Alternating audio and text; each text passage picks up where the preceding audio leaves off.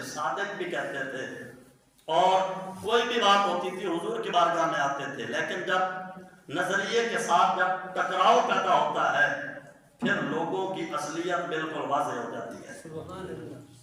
جب تک بندہ کسی کے مخالف بات نہیں کرتا تو لوگ بڑا ادب و احترام کرتے ہیں، یار ہماری کے لیے بات کر رہا ہے، اور جیسے ہی بندہ حق اور سچ بات کر دے اور لوگوں کے مخالف بات ہو تو پھر لوگ جو ہیں وہ طرح طرح کی باتیں کر دیتے ہیں۔ اور یہی وہ لوگ ہیں جو حضور کو امین بھی کہتے تھے، صادق بھی کہتے تھے، بڑی بڑی باتیں کرتے تھے۔ جب اللہ کے حبیب صلی اللہ علیہ وآلہ وسلم اسی امین اور صادق نے جب لوگوں کو کہا کہ لا الہ الا اللہ، کوئی معبود نہیں ہے صرف اللہ ہے، فرمایا کہ تمہارے بت یہ معبود نہیں، چاند سورج ستارے پتھر یہ درخت وغیرہ جن کی تم عبادت کرتے ہو، لا الہ کوئی بھی معبود نہیں ہے الا اللہ، اللہ ایک معبود ہے۔ تو ان لوگوں نے ستانا شروع کیا، جو صادق کو امین کہتے تھے معاذ اللہ کاذب کہنے لگے، جادوگر کہنے لگے، جو ادب کرتے تھے وہ مارنے کے اوپر آ گئے، یہاں تک کہ طائف میں جب میرے حبیب پاک صلی اللہ علیہ وآلہ وسلم نے اسلام کی دعوت دی، لوگوں کو کہا نا کہ قولوا لا الہ الا اللہ تفلحون، اب میں آپ کے سامنے قرآن پڑھتا ہوں، آپ کی زبان کے اوپر سبحان اللہ ہے،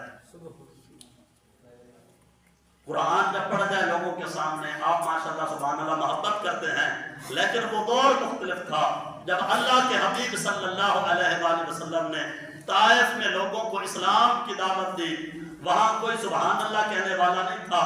پھول چڑھانے والے کوئی نہیں تھے، ان ظالموں نے میرے مصطفیٰ کریم علیہ الصلوۃ والتسلیم کے اوپر پتھر برسائے، طرح طرح کی تکلیفیں دی، اذیتیں دی، یہاں تک کہ مکے والوں نے آپ کو اپنے گھر سے ہجرت کرنے پہ مجبور کر دیا۔ مدینے میں آپ تشریف فرما ہوئے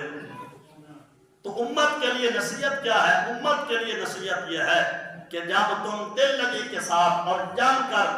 حق کے ساتھ دین اسلام کی خدمت کرو گے،